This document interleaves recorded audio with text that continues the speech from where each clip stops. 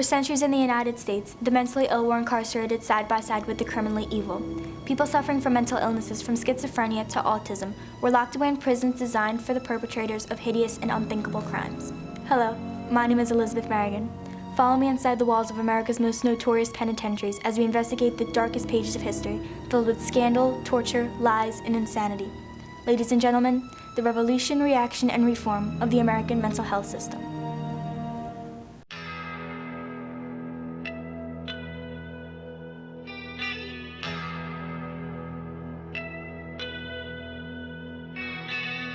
I'm here standing in front of the Eastern State Penitentiary. This plaque over my shoulder marks the starting point for the long journey that is the Asylum Movement. When it was founded, solitary confinement wasn't thought of as immoral, but logical and insightful. From the looks at the outside of the building, you would never know what went on inside the walls. During the early 1800s, the criminal justice system was a cold, hollow shell of what it is today. Capital punishment was the main form of justice, and the modern-day idea of rehabilitation was non-existent. Because of this, many Quakers disagreed with the system and wanted to create a place where the criminals could reform and repent for their sins. From this vision, the Eastern State Penitentiary was born. Complete with heat, plumbing, and 3 meals a day, it was cutting-edge and luxurious compared to average homes. Little did the public know that what went on inside the walls was far from luxurious. Eastern State Penitentiary opened up in 1829 as the world's first true penitentiary. It was a place that people were supposed to come in here, feel bad about what they'd done, be reformed, rehabilitated, and sent back out into society. Due to these harsh conditions, half of the prison inmates turned into loonies, people suffering from some form of mental disease. Alongside these common criminals were those with pre-existing mental health issues. Society had no explanation for why these people screamed out and twitched, or simply acted differently, so they deduced that they were possessed by demons. It was thought that solitary confinement would force them to become closer to gods and would banish the bad spirits. They couldn't have been more wrong. If you didn't have a mental health issue going into prison, you were almost certain to have one when you got out. You could argue that you could swing it both ways. Is it going to make their symptoms worse? Probably. But they're away from society. They're not able to hurt themselves or others. So, put a small kid in timeout for 5 minutes. That seems like the world to them. Put them in their room for like a week, and they are going to hate you. And there's going to be a lot of different reactions when they come out of it. And it's no different for adults. This is an example of a cell inside the Eastern State Penitentiary, originally furnished with only a bunk and a toilet. Prison inmates were allowed only an hour of exercise a day in a small cement block attached to their cells, and were allowed only one form of entertainment, a Bible. Standing inside the cell, it is understandable how so many people walked away from this experience with some kind of mental illness. That sounds terrible. Being alone for a day would drive me crazy, let alone years. Please tell me the system was changed. Believe it or not, solitary confinement is still used for criminals who are extremely violent or have high escape risks. Luckily for you, a woman named Dorothea Dix changed the way we assist the mentally insane. Dorothea Dix, born April 4th, 1802, was one of the most influential and passionate people involved in the Asylum Movement. While on a trip from her home in Liverpool to Massachusetts in 1841, she visited the East Cambridge Jail. What she found there changed her life forever. She saw inmates locked in freezing rooms with no heat and little food. The warden justified this by claiming that due to their illnesses, inmates were unable to connect with the extreme temperatures. Dix was outraged and vowed to dedicate her life to the aid and assist of the mentally ill. In 1845, she traveled to New York, Rhode Island, Alabama, Louisiana, Georgia, South Carolina, Mississippi, and Arkansas, talking with politicians and trying to persuade the state legislature to improve the conditions in the jails. Once she gained approval for her project, she sought out a place to make her dream a reality, and what better place than Philadelphia, Pennsylvania. Well, I'm glad somebody finally stuck up for us, whatever came of her efforts. Don't worry, soon after, hospitals such as the Friends Hospital in Philadelphia were treated to help aid those specifically with mental illnesses.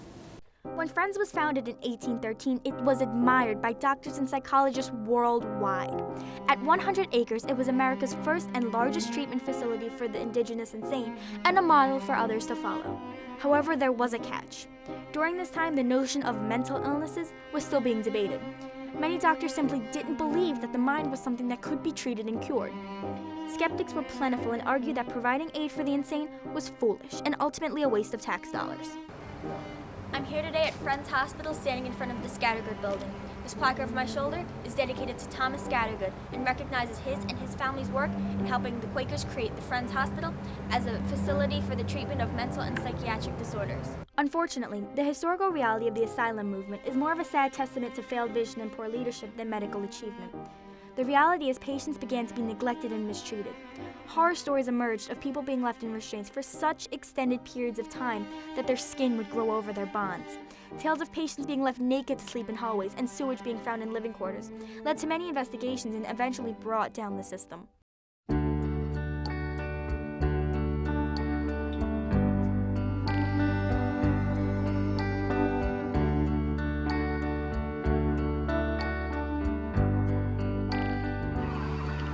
This is all that remains of the Five-Hour State Mental Hospital. The institution was finally demolished in June of 2006 after being abandoned for almost 20 years. Over my shoulder, what was once a horrifying prison for the mentally challenged is now being redeveloped into assisted living for seniors 55 and older. Ironically, the new residents are part of the same demographic who would have been locked away in the asylum that once stood in their very backyards. As you can see, the modern definition of assisted living is far from what it once was.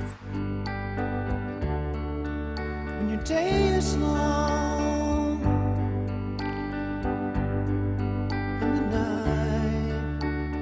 night is yours alone. Paul Noda Francesco is an Iraq war vet and expert martial arts instructor. Outwardly, there is no sign he struggles with post-traumatic stress disorder as a result of his service. Unlike 200 years ago, today there are many treatment options available to him and people like him. I got a call, and it was, I had a message in my machine. And they said, you have 3 out of the 5 markers for PTSD. I know this. The worst part of it for me wasn't the war itself. It wasn't being over there. It was coming back because you're not used to, you're not used to being this anymore. And like when you come back, we came back from Iraq, and that's when I got out of the Marine Corps. And a lot of my friends stayed in. And the war's not over. So, that first couple of years back was the worst part, because it's like every day, every week, there's always a phone call. You just try to go about your daily life, you just try to go back to normal, but the problem is you can't switch it off. So I can see that the mental health system has changed a lot in 200 years. In some ways, yes, and in others, no. While we still can't treat many mental illnesses, today we can recognize them and to a large extent, help to treat them. Unfortunately, for many people, their first introduction into the mental health system is through the criminal justice system. When their illness becomes apparent, it is often manifested into illegal or violent behavior. It is important that we realize people suffering from mental illnesses are no different from the rest of us. We have learned from past mistakes that those affected need treatment and compassion instead of judgment and incarceration. Mental illnesses affect tens of millions of people in the United States alone. But thanks to modern medicine, people such as veterans suffering from PTSD, students going through depression, or new mothers dealing with postpartum syndrome can all be assisted in ways never before imagined instead of being locked away and forgotten. So now I've heard all about the asylum movement. Refresh my memory. What exactly was the reform? The reform was a split of the mental health system from the criminal justice system. And what was the reaction? The reaction was the skepticism on the part of the medical professionals, politicians, and the general public. And the reform? The rise and fall of the asylum movement and the establishment of today's science-based treatment for the mental illness. So what's in it for me? There's no help for you.